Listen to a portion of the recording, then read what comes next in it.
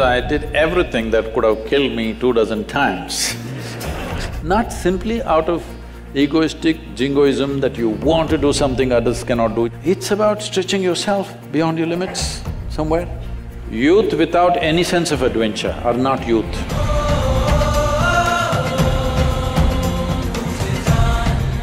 First question is from Georgie. Sadhguru, we know that you are always a game for adventure, but many young people mindlessly get into adventure sports and even lose their lives in the process. What is your suggestion for the youth who get into adventure sports? Well, I have no right to advise anybody on this arena because I did everything that could have killed me 24 times. But I'm here somehow. So, see, when we say adventure, you can have ventures in your life or you can have adventure. Adventure means you don't know where your next foot is going to be. That's adventure. That means there is danger. No danger, everything safe, there is no adventure, isn't it? It's a venture. I'm not against ventures, but you're talking about adventure. That means you want to step into something that you don't know, isn't it? If you step into what you know, unpredictable, that's not an adventure, that's just an activity.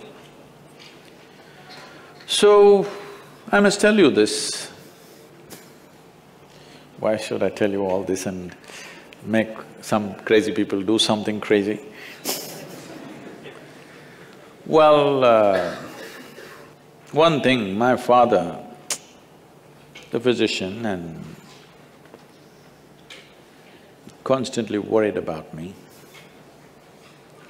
His greatest worry was, he would knock his head and say, "This boy has no fear in his heart, what will happen to him?" I've heard this dialogue right from the age of 5, 6. He has no fear, what will happen, what will happen? One day I was around 11, he said the same thing. He has no fear in his… because about 12-foot long cobra came, I just picked it up and walked away. So he this is the first time he's seeing, I've been doing since I was 6. The first time he saw. And then he had a Vespa scooter.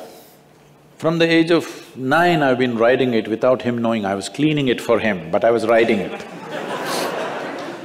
So one day, it's in front of our house, the road is slopey like this. I'm just coming and putting it in the neutral gear and I'm standing on the seat and coming like this on the Vespa scooter.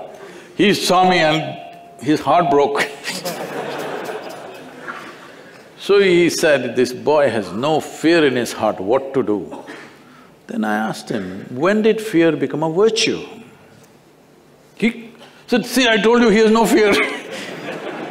So why are we thinking that we have to enter life fearfully? If you're fearful, fear is one of the worst emotions that people go through in their lives. Why fear happens is, you are imagining something that's yet to happen. Hello? You're imagining something. So what you're suffering is not some situation, you're suffering your own imagination. No, imagination is a fantastic thing. You're an architect, you must imagine, but if every building that you imagine, if you fear it may fall down, it'll drive you crazy. Even in architecture, there is adventure, isn't it? You must see Ranakpur. Have you seen Ranakpur in Rajasthan? You must see. Ranakpur also has Kumbhalgarh within 20 kilometers. It's the second largest wall on the planet. Most Indians know because we keep all the things that we should be proud of a secret.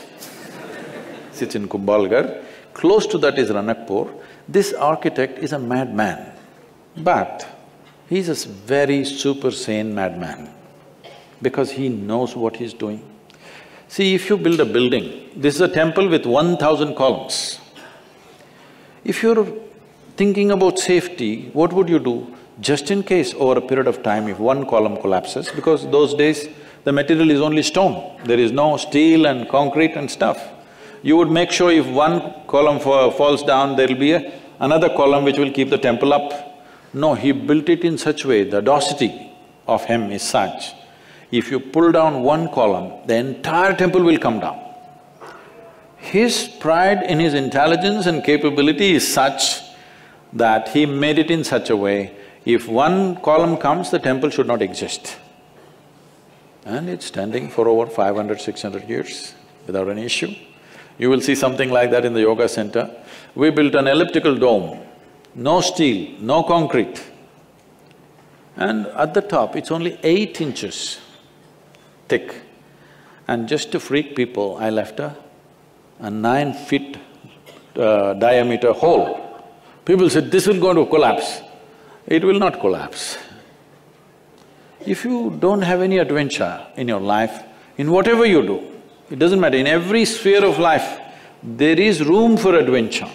This means you must trust your capability and competence and step one step more than that. There is a risk, of course. If there is no risk, there is no adventure, isn't it? So will young people get killed? Yes, unfortunately, sometimes it does. Before I became 35 years of age, at least 12, 13 of my friends died. Some in motorcycles, some in hang gliding and all the things we were doing together, some of them died. Well, they didn't kill me, but could I live without having done all those things? No. Even if one of those situations had ended me, still I would do it. Not simply out of egoistic jingoism that you want to do something others cannot do, it's not about that. It's about stretching yourself beyond your limits somewhere. But today, the world is far more organized, there's a whole lot of equipment. When we were doing it, crazy things, we had no equipment of any kind. We just did things just like that. But today there is safety equipment, there are systems, there are nets and there are so many things. Well, one of you should start a venture in adventure and bring the right equipment and everything. See, right now, some of the young boys, when they get the two-wheeler, they want to do some stunt, as I was doing, standing on the scooter and riding. They want to do those things. I'm saying, if you cannot stop them, only thing is, they should not be doing it on the street. We must create a space where they can do it with a reasonable amount of safety. Is it 100% safe? No. Nothing is 100% safe. All of us are mortal, isn't it? But we must create reasonable levels of safety where youth will go through adventure with the minimum amount of risk. No risk adventure, there is no such thing. I was one person, people were very surprised when I spoke for Jallikattu in Tamil Nadu. They said, Sadhguru, you cannot say this. I said, see, are you capable of building sports arenas in every village? Can you make them play football, this one, adventure sport, everything in the villages, can you? There's really nothing. The only thing that they have is a traditional sport where once a year they play, which is risky, of course, but it comes from a tradition of doing something. It's risky for the animal, it's risky for the man, actually more risky for the man than the animal. When I spoke for it, everybody resisted, you can't say this. I said, see, youth without any sense of adventure are not youth. You can already bury them as old men. They have to do something. But this does not mean they have to do wild things on the street. We can create situations and spaces where they can do this with reasonable amount of safety. There is no absolute safety.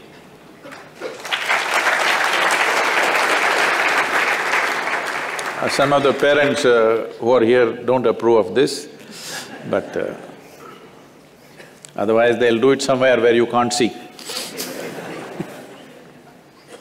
This is one thing I noticed in United States, especially our center is in Tennessee, so I'm just seeing this. If you go to your shop, I go to your motorcycle shop, and I see they made motorcycles for 3-year-olds. They actually built motorcycles for them. 3-year-olds are riding full on in the dirt bikes. I thought, this is great, parents are standing there fully helmeted, jacketed, everything, they're riding. this is great because this needs to happen. Otherwise, they will do something wild when they are 15, 16, without any training, without any preparation, without the safety equipment, then we don't know how it'll end.